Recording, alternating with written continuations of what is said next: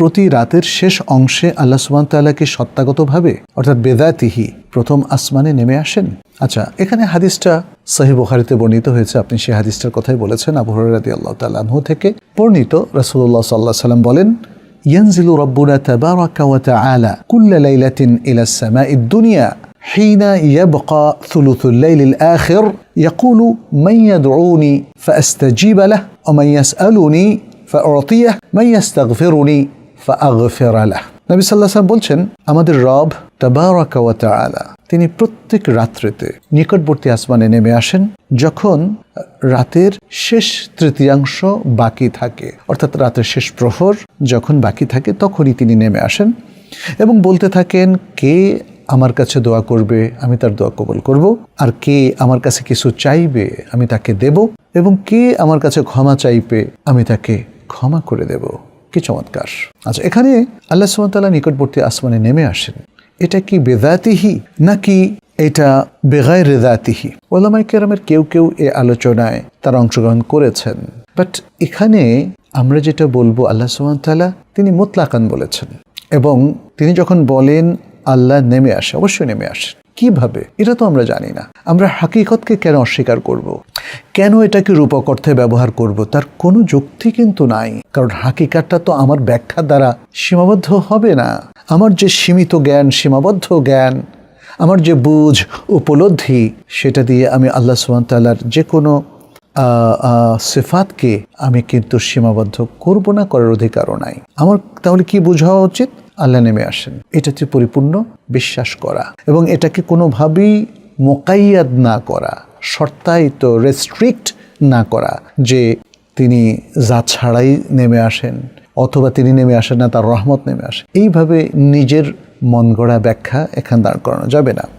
এখানে ইমাম ইবনুল কাইয়্যিম তার একটা গ্রন্থে বলেছেন, আর শাইখুল ইসলাম ইবনু তাইমিয়া রাহিমাহুল্লাহ মুখতাসারুল উলু গ্রন্থেও একটা সুন্দর আলোচনা করেছেন। তো শাইখুল ইসলামের এই আলোচনাটা কি ইলাবোরেটলি ইমাম ইবনুল কাইয়্যিম এভাবে বর্ণনা করেছেন। তিনি বলছেন, ওয়ালা আল্লা ইথবাতান নুজুল মা'আল ইমসাকি আনিল কওলি বিযাতিহি আও বিগাইরি যাতিহি হুয়াল আকরাব, যে ইয়ানজিলু রাব্বুনা তাবারাকা তাআলা কুল্লা লাইলাতিন ইলাস সামা, এই যে কথাটা, এই কথার মধ্যে আল্লাহ যে নেমে আসেন, ইবনুল কাইয়্যিম রাহিমাহুল্লাহ বলছেন এই যে নেমে আসার বিষয়টাকে সাব্যস্ত করা, এটাই হচ্ছে আকরাব। কোনো ধরনের তিনি যে দাঁত সহ নেমে আসেন নাকি দাঁত ছাড়া নেমে আসেন, এরকম বিষয়ে চুপ থেকে এটাকে সাব্যস্ত করা উচিত। কারণ আল্লাহ সুবহানাহু ওয়া তাআলা তো আমাদেরকে এখানে বলেন নাই যে এইভাবে তিনি করেছেন, অর্থাৎ তার কাইফিয়তটা আমাদের কাছে বর্ণনা করেন নাই। যেহেতু কাইফিয়ত বর্ণনা করেন নাই, অতএব আমরা কাইফিয়তকে নিজের ইচ্ছা মতো এটাকে একদম মানে বড় ধরনের অপব্যাখ্যাও করতে পারবো না, ব্যাখ্যাও করতে পারবো না, রেস্ট্রিক্ট করতে পারবো না, কিচ্ছু করতে পারবো না। সে কথাই তিনি এখানে বলেছেন যে বেদাতিহি অথবা বেগাইরে যাতিহি, এরকম ব্যাখ্যা থেকে চুপ থেকে এখানে নুজুল বা আল্লাহর নেমে আসাটাকে সাব্যস্ত করতে হবে। এটাই হলো আকরাব, আকরাব ইলা সওয়াব, যথার্থ বা সঠিক কথার এটাই হলো সবচেয়ে কাছাকাছি।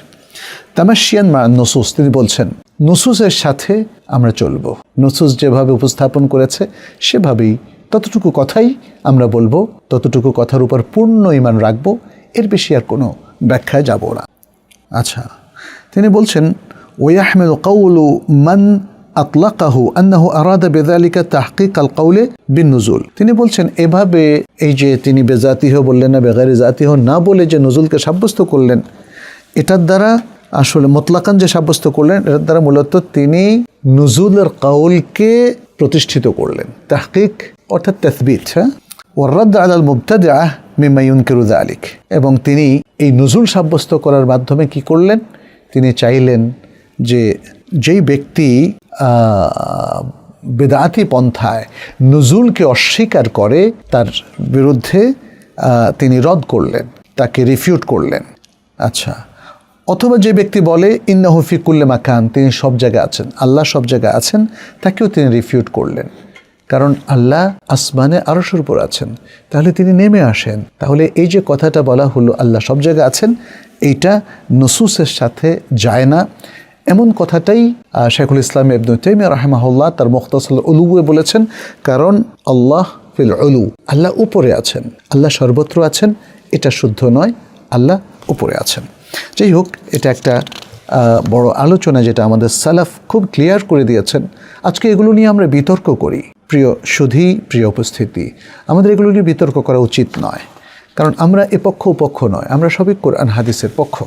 হ্যাঁ, কোরআন হাদিসের বক্তব্য নিয়ে অনেক ইখতিলাফ হয়েছে, কিন্তু কোরআন হাদিসের নুসুস বা ভাষ্য যেগুলো ভেরি ক্লিয়ার, সেগুলোকে কিন্তু তাওয়িল বা অপব্যাখ্যা করার কোনো অধিকার আমাদের নেই। আমাদের যে কোনো ভাষ্য তাওয়িল ছাড়াই আমাদেরকে নিতে হবে। মুশকিল হচ্ছে আমরা যে পরিবেশে গড়ে উঠি, যদি দেখি যে সেখানে সবাই তাওয়িল করছেন, বলছেন আল্লাহর এই নামগুলোর রূপক, আল্লাহর সিফাতগুলোর রূপক, এগুলো হাকিকত নয়, তখন সবাই সেটা বিশ্বাস করে সেভাবেই তার মাইন্ডসেটটা করেন। আবার যে পরিবেশে আমরা বিশুদ্ধভাবে জানতে পারলাম যে কোরআন হাদিসে আল্লাহর আসমা এবং সিফাতের ক্ষেত্রে কোনো ধরনের তাওয়িল করা যাবে না, অপব্যাখ্যা করা যাবে না, নিজের পক্ষ থেকে কোনো রেস্ট্রিক্ট কিংবা সীমাবদ্ধতা আরোপ করা যাবে না, এবং নিজের পক্ষ থেকে কোনো কিছুই এখানে অতিরিক্ত সংযোজন করা যাবে না। এটা যখন আমরা জানব, তখন আমরা ঠিক নুসুস যে কথাটি যেভাবে বলেছে আমরা সে কথাটা সেভাবে বলবো, বুঝবো। তাহলে এটাও একটা কালচার, বুঝছেন না? তখন এই বিশুদ্ধ জিনিসটা যখন কালচার হয়ে যায়, তখন আর অ্যাকসেপ্ট করতে কোনো সমস্যা নাই। সমস্যা হচ্ছে এক একটা বিষয়কে এক একজন এক এক দৃষ্টিভঙ্গিতে দেখে, ব্যাখ্যা করে একটা পরস্পর বিরোধী অবস্থান তৈরি করে। তখন প্রত্যেকে তার ব্যাকগ্রাউন্ড এবং কালচার অনুযায়ী কথা বলে। কিন্তু বুদ্ধিমান সেই ব্যক্তি যে এই সব ইখতিলাফের মধ্যে কোরআন সুন্নাহর সাথেই থাকবে, কোরআন সুন্নাহর ব্যাখ্যাগুলোকে এক্স্যাক্টলি সেভাবে বোঝার চেষ্টা করবে যেভাবে সাহাবায়ে কেরাম রিদওয়ানুল্লাহ আলাইহিম আজমাউন, আল্লাহ রাসূল সাল্লাল্লাহু আলাইহি ওয়াসাল্লামের কাছে যারা ছিলেন, তার কথাগুলো যারা আহরণ করেছিলেন সরাসরি, তাদের বুঝ অনুযায়ী এবং তাদের পরবর্তী তাবেঈনদের বুঝ অনুযায়ী, বড় বড় ইমামদের বুঝ অনুযায়ী, তাহলে আর আমাদের মধ্যে সমস্যা থাকে না। Salafi.9 রাসূলের কথা বলে।